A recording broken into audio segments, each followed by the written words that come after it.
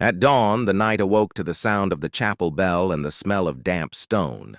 Sir Aldrich rose from his narrow bed, said a brief prayer, and dressed in simple wool before the armor. The castle yard below was already stirring.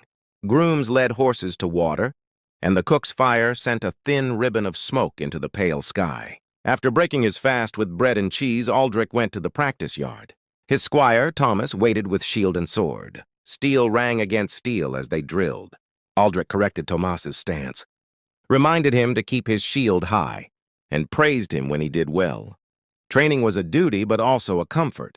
Each familiar movement steadied the mind. By mid-morning, Aldrich met with the lord of the keep.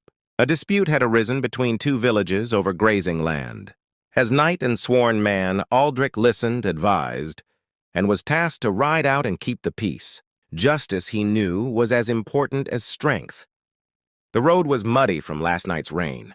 Aldrich rode with 2 men at arms, greeting peasants who bowed as he passed. At the village, voices were raised, but swords stayed sheathed.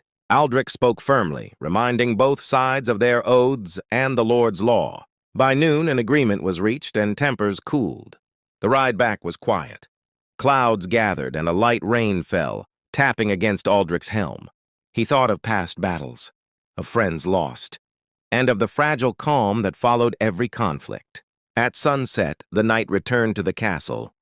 He oversaw the stabling of his horse, then removed his armor piece by piece, each clank echoing in the stone hall. Supper was stew and ale, shared with fellow knights, laughter mixed with tired silence.